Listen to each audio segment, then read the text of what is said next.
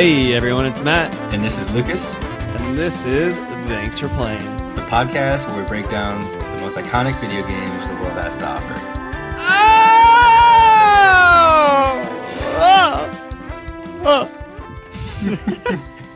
Matt, Yeah, Daddy.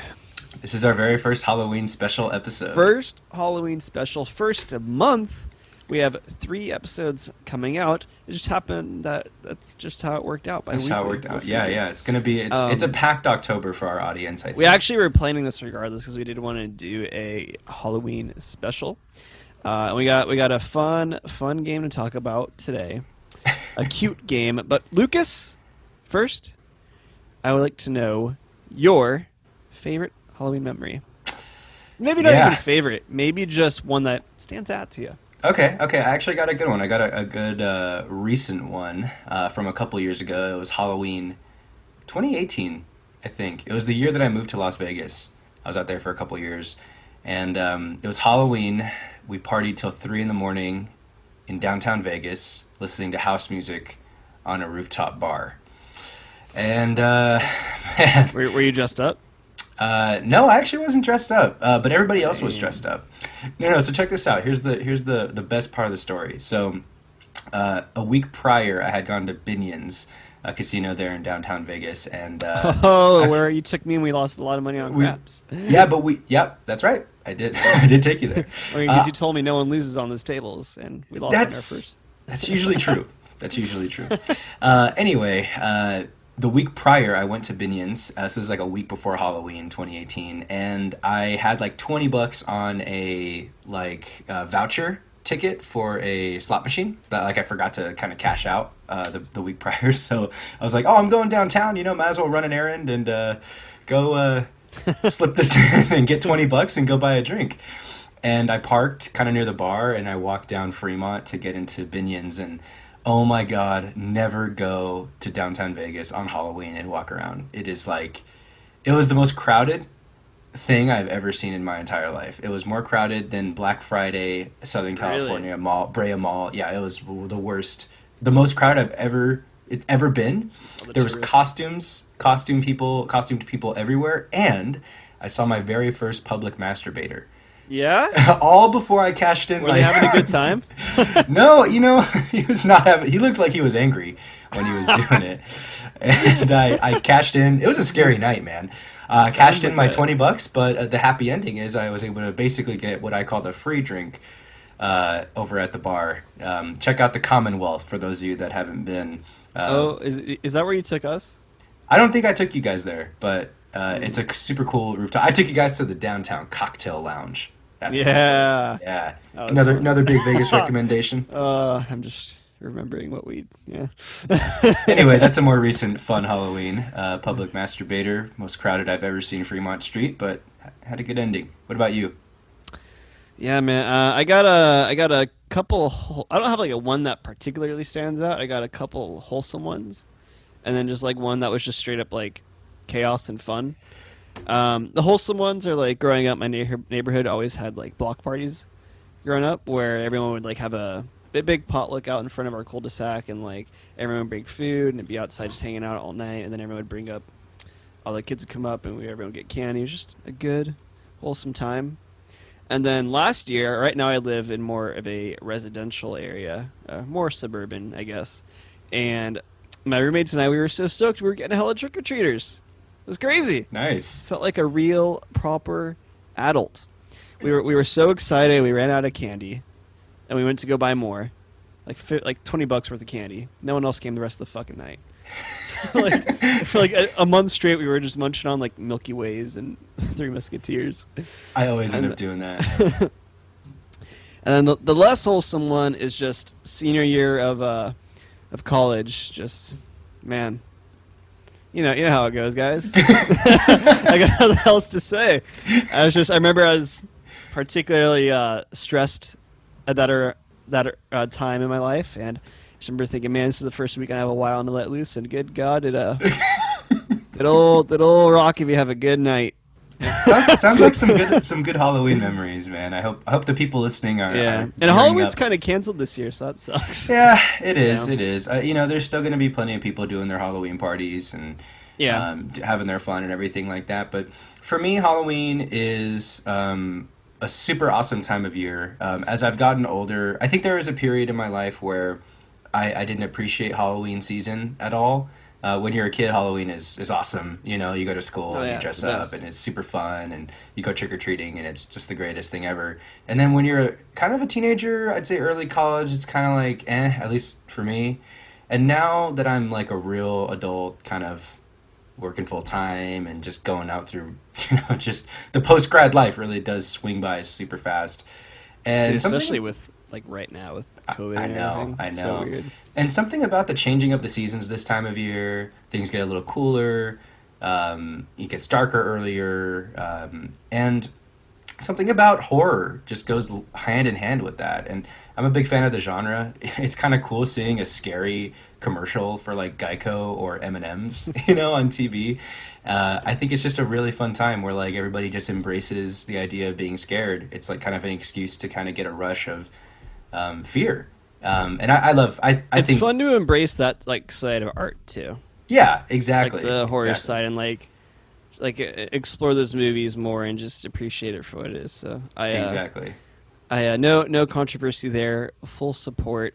I'm Awesome. really excited to watch Mandy pretty soon with Nick Cage. Actually, that's been on my Been watch list talking for a about that. while, and I'm pretty excited to check that out. Yeah, man. So obviously, the topic for today is horror. Is horror. And naturally, Lucas and I played clearly the most horrific game we could think of. A visual novel, which for those that don't know, a visual novel is like a storytelling type of video game. It's like reading a where book. It's like literally, it's like reading a book, but it has animations with each scene. Typically, it is derived from anime, or an anime's ends up being based off of it because it is drawn in that style that you would consider to be traditional to anime. Today, we are playing Holy shit. the visual novel, the infamous Doki Doki Literature Club. Now, I'm going to give a little bit of a longer synopsis than we would usually try and do for this game, just because to really get an idea of what this game is, I feel like I have to go pretty in depth with it. Otherwise, the whole conversation that Lucas and I are going to have will just be lost on everyone. Yeah. Um, I just before you go into the synopsis, I just want to tell Yeah. everybody this game is one of the scariest games I've ever played. A lot It of is. like real It is. direct and indirect horror, but it's disguised as a cute anime dating simulator game. yeah. And we'll go into it more, but that adds so much more to the It horror. subverts phenomenally well. Yeah, yeah. Yeah. Like, if That's- you were to go... All right, let's get the synopsis get, out of the way. get then to we'll the get into it. synopsis. Yeah. I'm getting ahead of myself. I mean, God, it was just so gosh darn scary. I mean, it was scary. Go ahead, Matt. Right. And also, I want to emphasize in the synopsis, I'll be referring to kind of the person playing the game in two manners, the protagonist and the player. I want to bear in mind that those are distinct people I'm referring to. The player being yourself, and the protagonist being who you're playing as, portraying in the game. So, Doki Doki Literature Club is a visual novel where the player takes the role of the self-named protagonist. The protagonist is invited by his childhood friend, Sayori, to join their high school literature club. The protagonist reluctantly agrees and meets the other members of the club. The assertive tsundere Natsuki, the shy, intellectual Yuri, and the club president, the bubbly Monica. As the days go by in the club, the protagonist grows closer to each of the members by writing poems, sharing them with them, chatting with the members, and spending time with some of them outside of the club. Sayori reveals that the protagonist that she's... Sayori. Sayori. Sayori reveals to the protagonist that she suffers from depression and confesses her love for him. The following day at the school festival, Monica shows the protagonist a poem written by Sayori that is ordering someone to get out of her head. Realizing Sayori is in danger, the protagonist rushes back home to find that Sayori has hung herself. Hanged. The game has hanged herself, excuse me. The we're getting caught on semantics on that part. The game abruptly ends. You, the player, are taken back to the title screen. All your save files have been erased, and there is glitched out text where "new game" should be. The player restarts the game and finds that Siori's existence has been erased, and none of the characters remember her. Through the duration of this playthrough, which is already plagued by glitches, the negative aspects of Yuri and Natsuki's personalities are amplified, ultimately leading to Yuri professing her love for the protagonist, and regardless of the protagonist's answer, killing herself by self-stabbing, leaving the protagonist stuck alongside her decaying cadaver over the weekend. Natsuki and Monika arrive to discover what has occurred, and Monika apologizes for leaving the player stuck with Yuri's dead body over the weekend. Monika decides to make up for it by deleting Natsuki and Yuri's characters' files from the game and sending the player back to the main menu. A new file of the game is automatically started, and the protagonist is placed in an empty room with Monika. Monika reveals she is sentient and that she is aware that this is a video game and that she caused the deterioration of the mental state of the other girls, ultimately deleting them all in a bid to get closer to the player. The player ultimately goes into the files of the game and directly deletes Monika, just as she did to the other members of the literature club. Monika lashes out, but eventually repents by restoring the game and characters, excluding herself. Depending on the courses throughout the game, depending on your actions throughout the game, you get one of two endings. The first, kind of neutral ending, being Sayori adopting Monika's possessive characteristics upon the new playthrough and becoming sentient, just as Monika was. The remnants of Monika, her psyche in the game, then intervene and delete Sayori to protect the player. Monika continues to delete the game files and disband the literature club, believing that there can be no happiness found in it.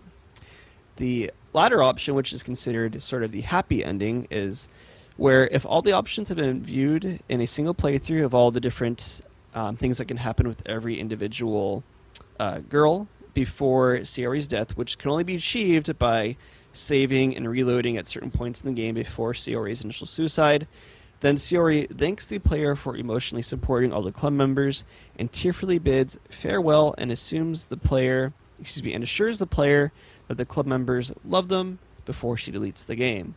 After the credits, the player is presented with a message from the game's developer, Dan Salvato. Endgame. Wow. Yeah. It is quite a game. I did not think that I would. I'm still getting over it, honestly. I played the game yesterday. For those of you that caught it, I did stream this game live and got plenty of jump scares on camera for all the scary moments that happen. And I realized, it's a very anxiety-stricken game. It's a pure horror game in a lot of ways, but it's also just very deeply unsettling. And man, I was warned by Matt and others that this was a very disturbing game. That I mean, there's a disclaimer at the beginning of the game that says this game is not suitable for children or those that are easily disturbed, and I ignored it. I was like, oh, I'm not easily disturbed. Turns out I am. So yeah, it was quite a game. Yeah, man. This game. Oh, sorry to cut you off, Matt. This game did receive a 10 out of 10 on Steam, and it also did get the People's Choice Award on IGN for PC Game of the Year in 2017. And if you ask anybody around, this game has developed quite a reputation for itself for exactly what I had just mentioned. Yeah. I mean, there's no other way to say it. It's just a horror shit show. I'll never forget the very first time I played it. I was just lying on my bed and just playing on my old laptop, and I just the scene where you can slowly leading up to Sayori's suicide, you can kind of slowly start to get glimpses of something's off here. This is kind of going away from the genre I'm used to with a type of visual novel or a game like this, and you can kind of start to see, okay, something's not right. And then when you finally have the realization of what's going on and ultimately discover Sayori hanging there, it is just the most horrific feeling and just the most terrible feeling, because for a couple of reasons. One, because obviously this is a terrible sight to come upon. I remember I was just lying on my bed and like in my bedroom, and I could just like I looked at the screen and I looked up at my like ceiling. I could just like visualize like her Yeah. hanging there, and it was just like I like fucking had trouble sleeping that night, and I was just like, is there like Yeah. what? And it's just it's horrifying. And then the one of the other reasons it's extremely horrifying is because generally in these kind of games you're given a choice, and it's kind of implied at that point that it's your fault Sayori died like this, that you could have done something different. Where obviously in reality, because of Monica, there's nothing you could have done, but it's like this crazy guilt that your childhood friend, your best friend Yeah. who's just confessed their love to you and came to you for help in their time of need, just ultimately loses their battle. And it's just like Yeah. this crazy, terrible, horrific feeling just from the horror of finding her and the dread of realizing what's happened. It's just insane. This game did such a great job of making me feel guilt, and feel scared and, like I said, anxious. But yeah, you're right. I mean, this is Sayori is your childhood friend, and you're trying to actually not cure, but you're trying to help her through a manic and depressive episode that she's having. And I mean, the game sets you up to make you feel like things are going a certain direction, and then it completely does a 180. And not only does it say, hey, this is horror, this here's a girl that hanged herself in her room and you're looking right at her, but also the game is now going to break and she's going to disappear from reality in that game. And God, and that it breaks horrifically. yeah, and it just makes it so much more unsettling. Man, yeah, just really crazy. A little bit about the developer really quickly, and kind of going into how I even personally heard about this game in the first place. Dan Salvato is one of the lead developers on the tournament edition of 20XX. Yeah, I saw that. Yeah. What a good guy. Because that's how I found out about this game when it first came out. Because I was just browsing Twitter, and Melee League community is fairly, maybe not as much these days, but back then particularly it was very tight knit, and like, everyone would support each other. And I just see everyone like retweeting, "Oh, go check out Dan Salvato's game." And I had played a couple of visual novels leading up to this, so I didn't really. I just assumed I knew what I was getting into. Didn't really So have it any caught you context. completely off guard. Yeah, like I heard people, giving like, "Oh, like this game's like, and obviously there's the warning in the beginning, like very direct warning, of like this game is not suitable for minors, people easily disturbed." Like I heard some things like, like, don't play this game if you're like very sensitive. Yeah. And I was like, whatever. I'm like 20, 21, 20, You're whatever. the, Yeah. the thing that you think it is like nudity or explicit like sexual Yeah, things. like things that would like hentai, like things that you Yeah. would think it to be in a visual novel or something, Yeah. right? Yeah. Not at all though. It's terrifying. And yeah, just incredible subversion. I mean, like when you first play it, it's like, oh my god, this game is so fucking cute. The music's cute. Yeah. Everything's just like fun, and then it just spirals down into hell. Yeah. Because I remember, because I had played, this was Lucas's first time playing, and I had played this game when it first came out, 2017, right? 2017. Yeah, 2017 when it first came out. And there were several moments throughout the game where when I knew something was going to be happening, I would like, my heart rate would pick up, and I was getting like low key like PTSD or like anxiety leading up to it. Because I'm like, oh shit, I know what's about to happen. Like leading up to finding Sayori hanging there, like my heart rate was just like, boom. It was Doki Doki, Yeah, Doki yeah. Doki literally translates like, not translate, but is like what's the word? Like Automatopoeia. onomatopoeia for like a heartbeat in Japanese. And my heart was just like picking up and going. And I was just dreading knowing what I had to experience again because it left such a terrifying impact to me the first time. And same thing when I knew what was happening with Yuri, and like every time she gets a little bit crazier on you and things like that, I'm just like, oh god, I don't want to keep playing, but I have to, because it was either this or Amnesia, which I didn't want to do for the pod. I'm really glad we chose this over Amnesia for the Halloween episode. For So sure. much. I mean, Amnesia is probably terrifying too, but It is. different type of terrifying. It's a different type of terrifying, and this is a type of terrifying I've never experienced, for sure.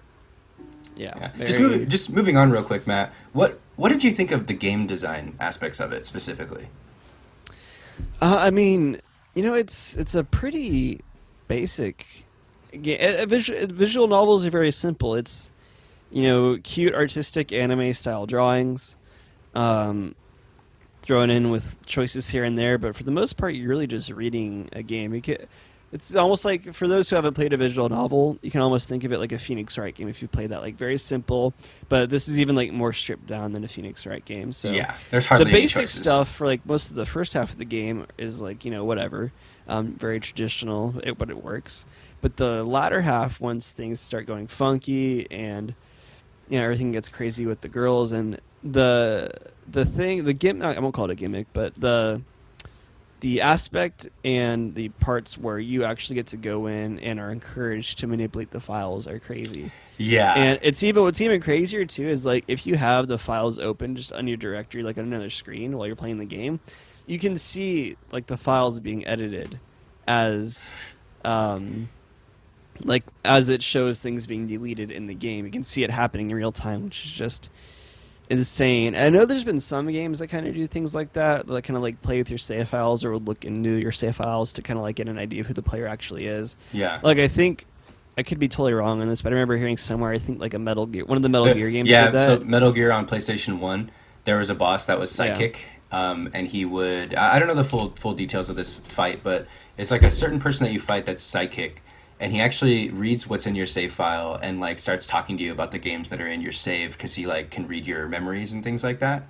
So the way you actually beat him, if I recall correctly, is you actually have to remove your memory card or change it to slot B in your PlayStation or something like Oh, that. It's like really? one of the ways to beat him. That's Yeah, otherwise awesome. he's going to actually predict your moves every time or beat you or something like that. Could be an urban legend because I've never confirmed that myth, but sounds interesting.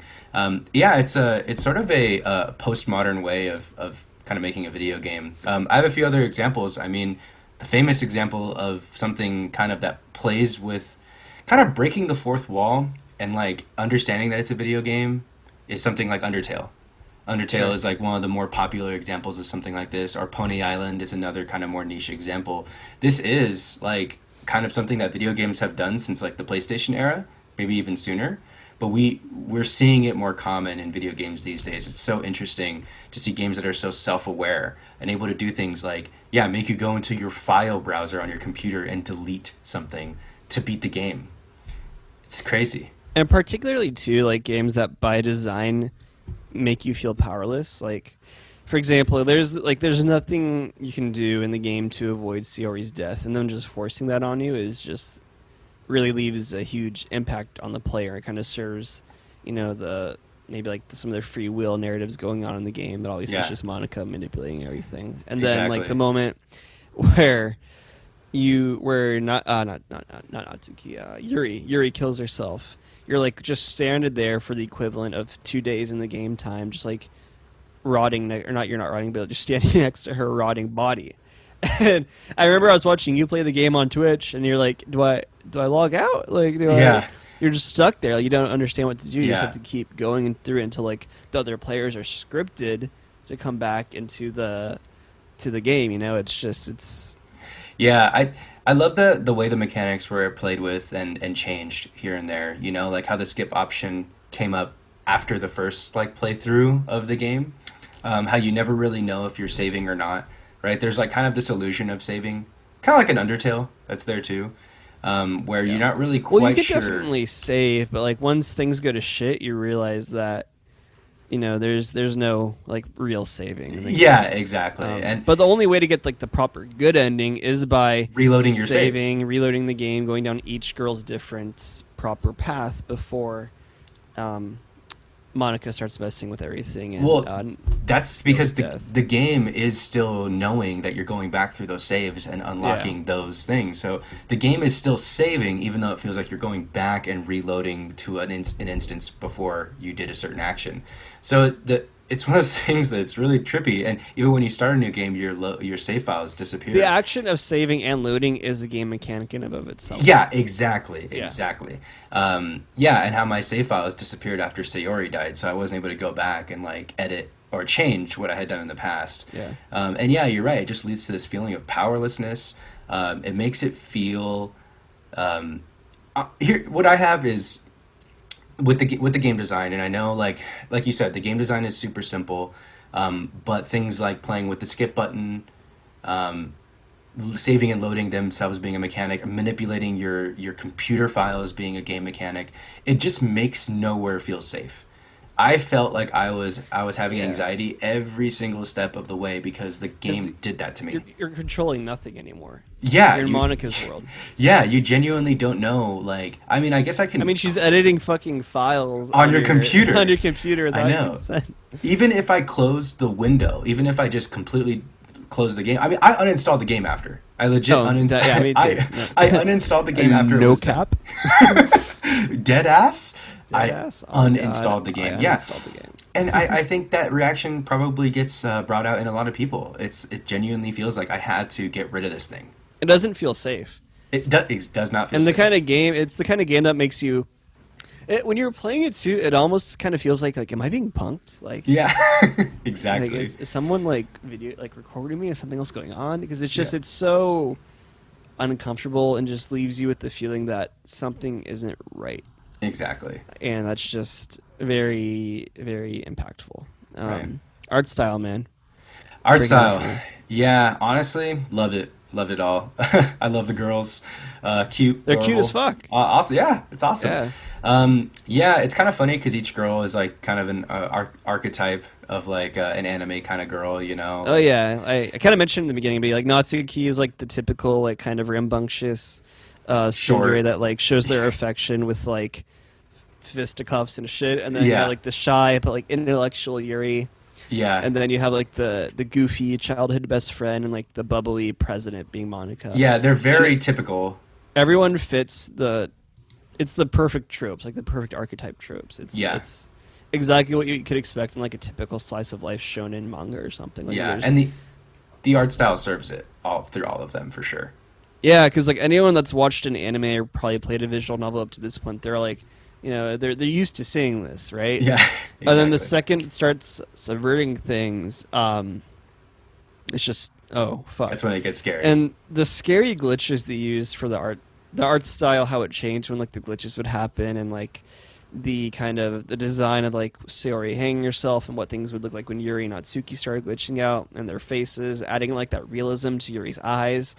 It was all, or like the part where like Natsuki's. I don't know if you got this part, but like I took the Natsuki route, so I have a part where like she glitches out, her neck breaks, there's like a full Oh, like that full thing, and then I she would just have like freaked out. runs at you while she's all glitched out, and it's just terrifying. Um, but it all comes together to just totally create the feeling of unease and like this isn't right. I need to get out and like stop playing this game. Yeah, exactly. What do you got for sound design? Sound design. Dude.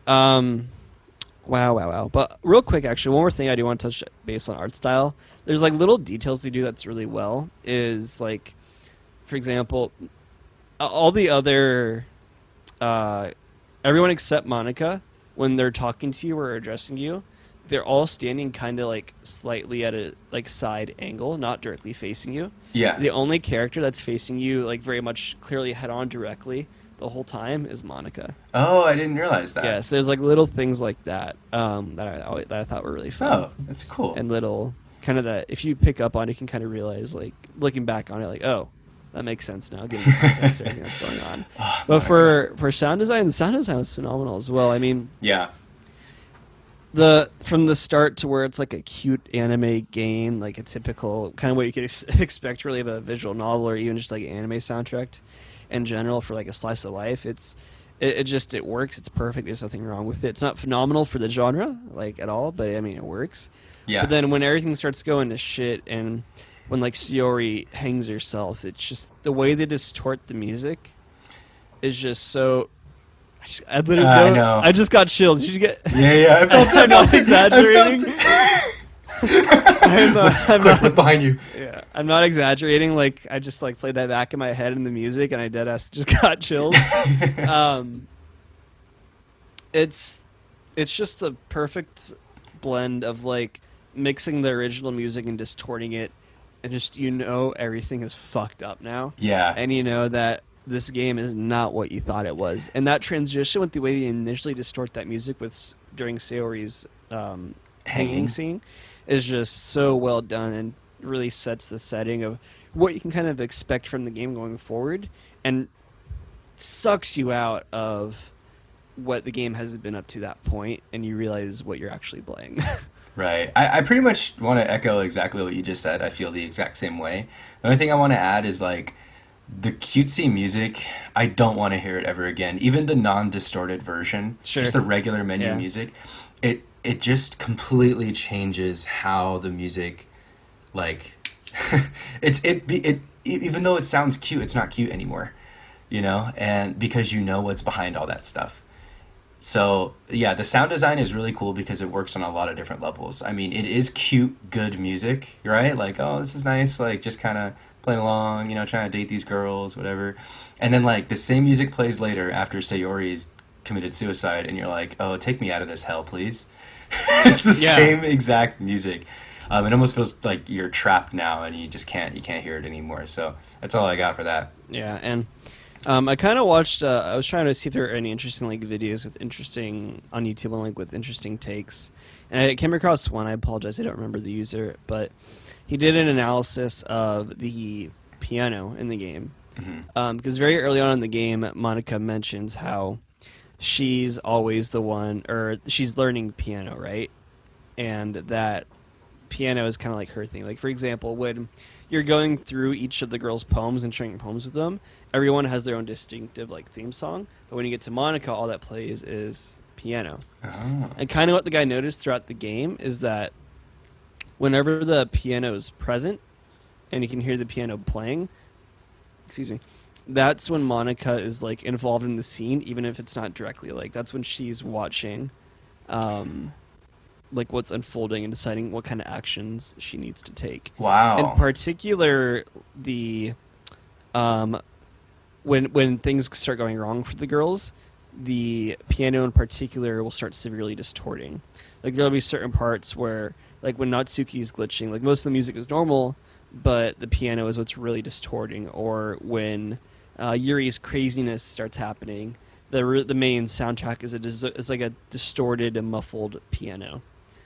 No joke. I'm like getting I know you're chills getting trying you're to getting talk scared. about Hey, it's it. spooky season. It's And I spooky keep season. watching myself in the my webcam, just like, is anything gonna show up behind I me? know, I know. I'm looking at Fuck. myself too, hoping that there's not Um, anime girl hanging yeah. behind So they me. use so many little. The game has so many little details like that are so good, and kind of just going backtracking a little bit, but on game design, like Monica kind of literally tells you how to get the best ending, like with the save tips and stuff. You know, like throughout the game, Monica gives you like little tips while the game is still relatively normal, and one of them is like, oh, if you want to try something over or like explore another option, make sure you save type of thing. And I mean, I'm the kind of guy like I just want to like bolt through one ending and just get to it and see what's done. So I'm not gonna unless it's like a crazy big consequence, which obviously you probably try and fix it when you get the CRE result for the first time, but you can't. But for the most part, I'm the kind of guy that like won't like backtrack. But like Noanica literally basically tells you like, yo, you should be doing this if you want to help each girl and get the proper ending. So little things like that, I thought were pretty Pretty cool. good. But Yeah. did you have any more takes on the sound? Nah, man. I'm ready to go straight to the NPC award. Oh, oh. Okay, I think we might both have the same NPC award for the same person. So I want to see if we do it at the same time, see who we get. You think we have the same? We might. I We don't think we might. have the same. You don't think so? Okay. Ready? Yeah. Three, two, one. Monica. Natsuki. Okay. Okay. Okay. Why do you pick Natsuki? She likes anime and manga. No, but She is your type of girl, I think. she's probably For those of you, hang on. For those of you out there, Matt needs a go-getter type of, what'd you call her? Short, I rambunctious? don't know. I don't think a tsundere would actually be fun to hang out with in real That- life because they'd just be punching you the whole time. Yeah, but Matt likes getting punched. I don't know if you guys know this. He's into it. Okay. Jesus I get it. Christ. Jesus Christ. But Natsuki, I kind of liked Natsuki's whole. So with each of the girls, each have their own like very clear. I'm not going to call it a fault, but like their own very clear like trait that is like kind of their not downfall, but like their negative parts, right? Hmm. So obviously Yuri, or excuse me, Sayori has her depression. Yuri has her kind of OCD that kind of turns into harm OCD, and then kind of, which is a real thing by the way, and then kind of turns into like this crazy obsession with you, which she directs all that obsession onto you, the player. And then you have Natsuki, who's just like, throughout the game, you keep getting hints, and you slowly realize like she probably comes from an extremely abusive family and an abusive dad. Like the whole reason she's so skinny and so small is actually just because she's like very malnourished at her house. Really? Yeah, did you not get that? No, I never. Yeah. Oh yeah, so I took the Natsuki route. Like she was the main one I spent time with leading up to everything. Because I think the first time I played through, I did Sayori, so I want to do something different. And like there's parts where Natsuki will literally just like glitch out and pass out, and then Monica comes in and she's like, oh, that's normal. She gets like that when she gets tired. Her father kind of abuses her, doesn't really feed her. So I bring these protein bars for her just in case. And then she eats a protein bar and goes back to normal. Oh, that's horrible. But that's like her whole thing, is that she has like this terrible home life basically, and it kind of is shown in her last poem where it's like, I like it when daddy like is basically nice to me and doesn't do shitty things. Yeah. Oh God. And I kind of I won't say I related to it per se, because like I don't have like I grew up with the great parents, no issues with like my home life in particular, but I do understand the concept of always using anime and manga as like escapism in like those fantasy worlds. Because like for me, whenever like I've been frustrated in life, and this has persisted for me, like whenever I just got into anime and manga in the first place, it's always been my favorite form of escapism, just because it's so different and it can like just show these, really get into like kind of these crazy worlds that just seem so attractive and animate things beautifully. And it's just such a fun escapism, whether it's like a fantasy manga or like kind of slice of life, which I think is kind of what hinted that Natsuki likes, which makes sense because she just wants to experience a life that's at least a little bit better than hers. So I kind of get that, because like anime and manga is a phenomenal escapism tool when things are shitty in your life, whether it's personal life or whatever it may be. And that really kind of, I guess, resonated with me. Wow, that was a very well thought out NPC award. Might be the best award we've given this season of Thanks for Playing. No, that was great. I mean, I don't really have that deep of an explanation for Monica given the NPC award, besides her really being the driving force, her really being the villain, her really feeling real in the game by like editing my game and editing the files on my computer, and her saying what she was saying. She tried, she failed. She drove the whole game and ultimately deleted herself, and kind of there's an implication that she lived through it as a remnant psyche inside of Sayori, which I thought was really cool. But yeah, Monica was what was interesting about the game, I think, and I especially like moments where like Monica is like, you, like there was no way that you were ever going to end up with me. That's not the way the game was written, and she kind of drives home a little bit of this like free will type of situation that's kind of in the background of one of the themes in the game. I thought that was really, really cool, where she's actually suffering. Right. If she is sentient, right? If the game's like haunted, which is sort of like what another theme in the game is, then Monica is just sad deeply because she's never going to get picked, which these girls have been programmed that is their purpose. It's literally not scripted. Yeah, so that was really interesting. So the NPC award goes to Monica. She came, she tried, she failed. God, just the little things, like the way she haunts the game too, like the part where you have to like, once the game like really has glitched out and you have to pick who to spend time with on the weekend for the festival, like the game literally drags your mouse to Monica, and just little things like that are just so really cool. Yeah, Natsuki was best girl for me. Yeah, love it. Cool, man. Companion piece. Drop it on me. Yeah. This was hard. This is hard. This was a hard really one. Hard. Yeah. So companion piece pick. As a reminder, this is the segment where we pick a non-video game piece of media that we believe goes hand in hand with what we just experienced in the video game. My companion piece pick is The Enigma of Amigara Fault. A short horror story manga by Junji Ito. That is terrifying. Yeah. I read that pretty recently, actually, again. I read it in high school, actually. I read it a little while ago. He has another one, too. I haven't read this one. But Uzumaki? Is it Uzumaki is one of them, the spiral one. I'm familiar with that one. Then he has another one, too, where it's just a girl that, like, wants to dissect herself, right? Oh, no, not that one. Wait, is that... I don't know if that's the one, actually. I think it's Junji Ito. But there's one where a girl just, like, basically just, like, begging people to dissect her. And I'm just like, oh, that's. I almost picked that honestly when I went and read it, but I had another one. But I'm like, oh, that's Okay. Yuri basically. Well, Junji Ito, he's interesting. He's kind of a Japanese mangaka horror master. You can find tons of analyses of his work online. You can find a lot of his. You can literally Google the Enigma of Amegara Fault and read it. It's a short read. Probably his most famous one. Yeah, that's a relatively famous one. His most famous work is probably Uzumaki, which is a three-part volume of a town that's haunted by spirals, and like people slowly start descending into madness just because of spirals.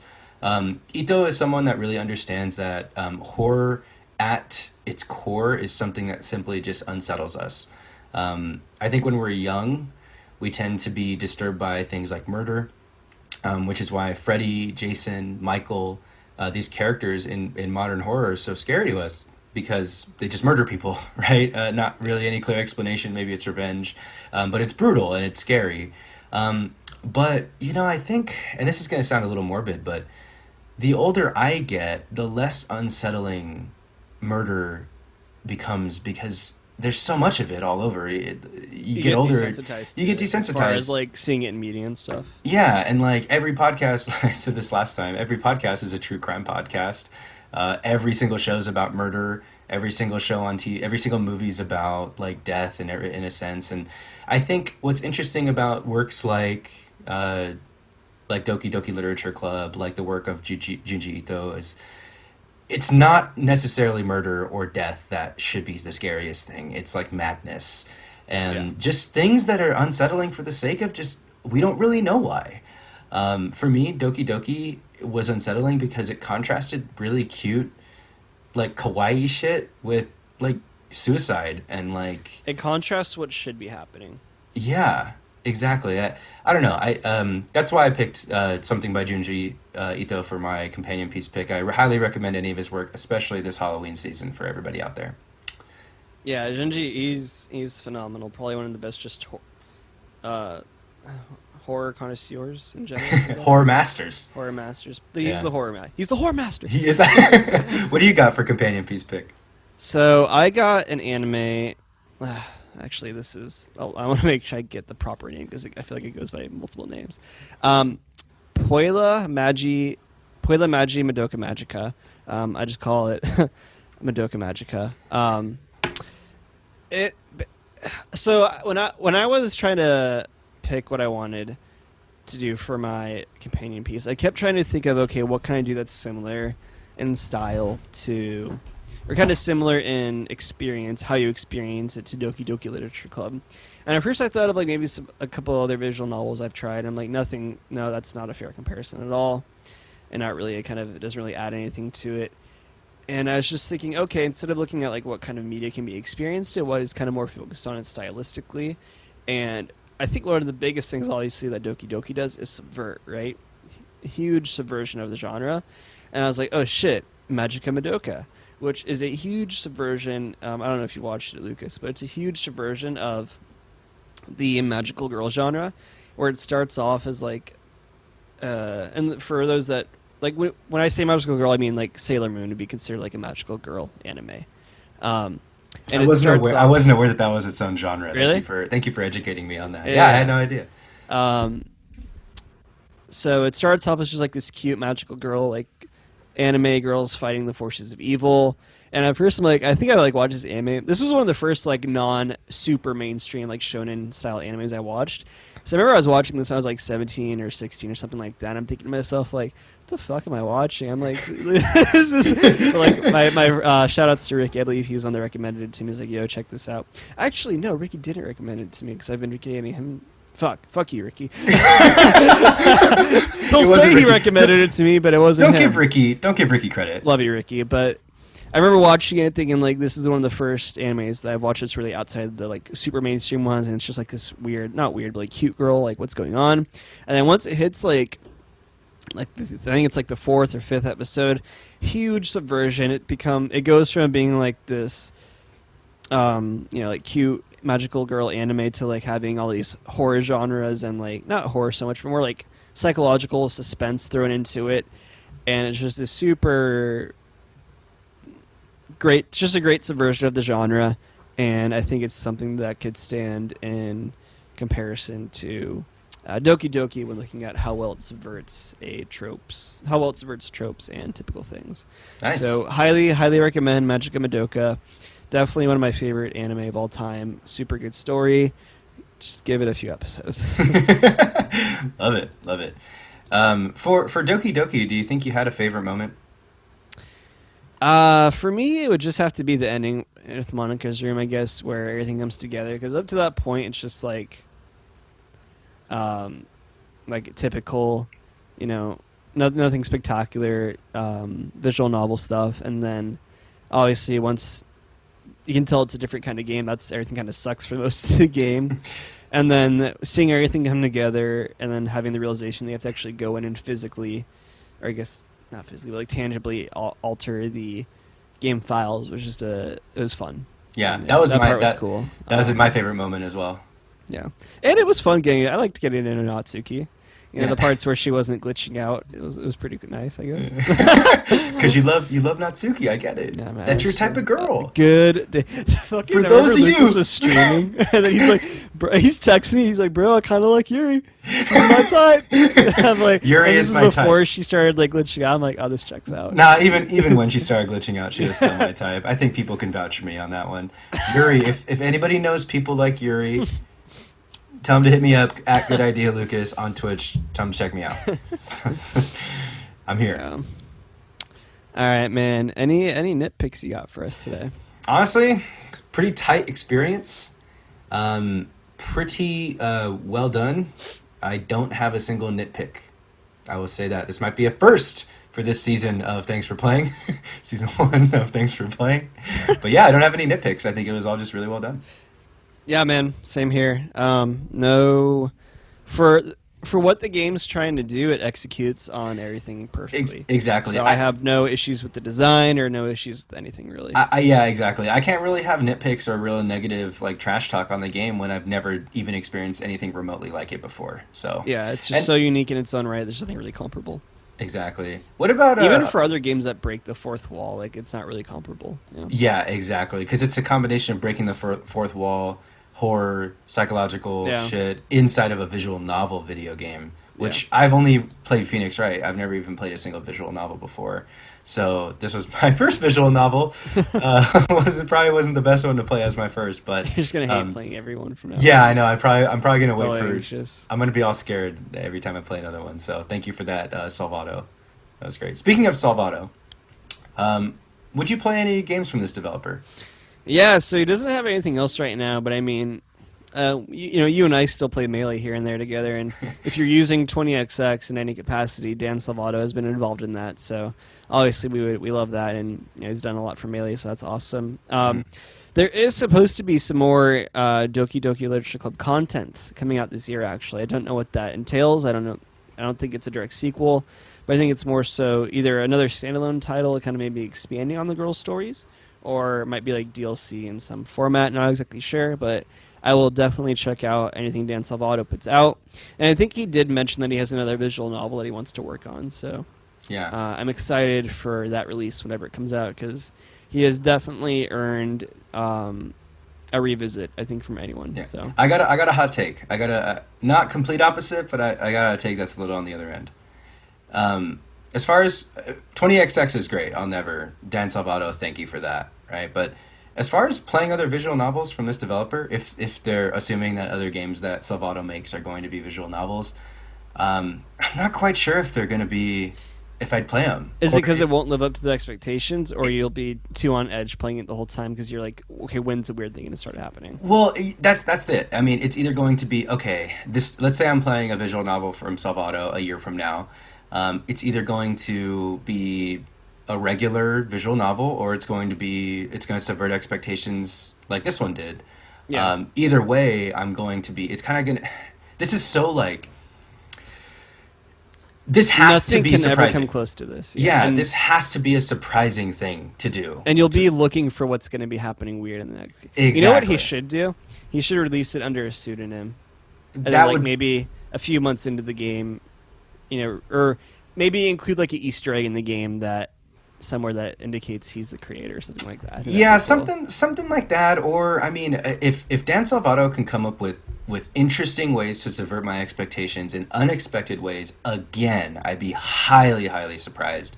If they can knock it out, though, man, more power to them. If they got new ideas and really cool things to do within that visual novel thing, do it again. I'll play it, Yeah. So That was actually definitely a thought that came into my mind as well. It was like, how can he ever like?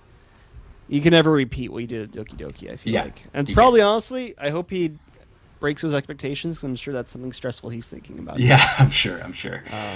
Yeah. So, final Cool, conclusive man. thoughts on the game.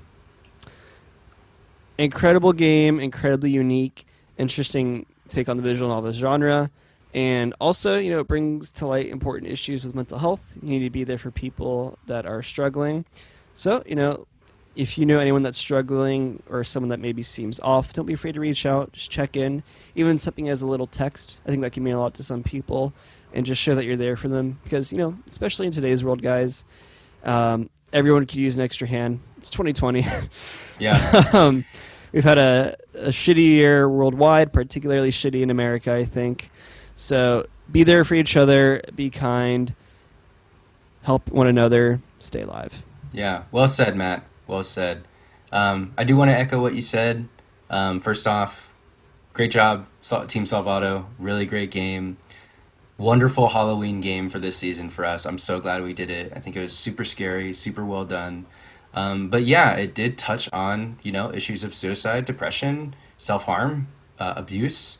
A lot of very And, heavy and topics. they were, yeah, and they were hidden. I mean, we just saw right here in the recording of this episode that there were things that I didn't even know a character was experiencing, but I could have found that out, right? So maybe that's something that we should all take away is you can find out. You can't, not that you can, but you should always assume that everyone is going through something, and treat people correct, because you never know what kind of battles people are fighting on the other side.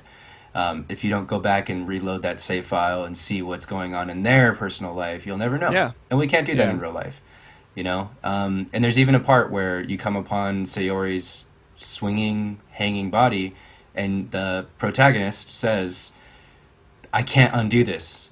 Yeah, he This directly isn't- says, I yeah, can't reload this. This isn't this game. isn't some game. This isn't some game that I can reload. He says that, and at that point, you can't reload and you can't go back. And we never want to have those kinds of experiences for ourselves or the people that we love. So always reach out, guys, especially during this scary season and this crazy time of history. Yeah, well said, Lucas. Great. Alrighty. All right, ratings. Final ratings. For those that don't know, maybe first-time visitors to the podcast, this section, Lucas and I both give our ratings out of 10. Neither of us have discussed our ratings beforehand, and the rating will be out of 20 once we add it up. And this is the one true rating of this video game that trumps all of the video games, video game reviewers Yup. or sites critics. They mean nothing before this council. That is true. All right, Lucas, on go. We can reveal our ratings Okay. and discuss. 3, 2, 1, go. 9. Yes.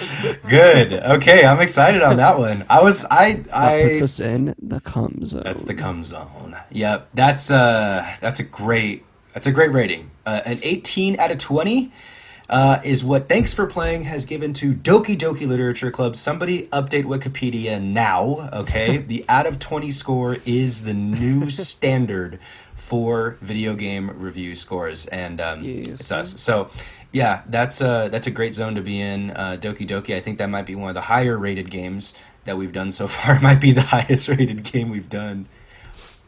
Yeah. It legit might be. So yeah, I'm just stoked that we No, played I think it. Stanley Parable Beginner's Guide was pretty high up there, too. They might have been around. They were Didn't I give definitely in the both of cum those zone. 10? I didn't give him a 10. No. I have yet to give out a 10. Lucas has yet to give out a 10. Hot dog. Yep. Alrighty, man. Well, I think that's all we got time for today. All right, everyone. If you're interested in keeping up with the podcast, or maybe you want to shoot us an email, you can email us at thanksforplayingpod@gmail.com. Feel free to email with any questions or anything that you want us to maybe expand on in a later episode. We'd be happy to touch base on that and hear from any of our wonderful 35,000 listeners. You can also find the podcast on Twitter and Instagram at TFP Podcasts. That's TFP Podcasts with an S at the end. And if you had so much fun with your favorite host, Matt, You can find me on Twitter at Good Idea Matthew and on Twitch.tv at Good Idea Matt. Lucas, let the people know. If you had fun with your second favorite podcast host, me, Lucas, you could find me on Twitch, Instagram, and Twitter at Good Idea Lucas. Shoot me a DM, tell me I'm wrong, argue with me. I love it, love it, love it. Send us any corrections you got to our email inbox, and or just stop by and say hi and give us a suggestion on a game to play. We'd love it. Please do, please do. Yeah, and one last thing. Happy Halloween. Happy Halloween! Fuck. That's all we got. All right, everyone. This has been Thanks for Playing. Catch you next time. Skip it up!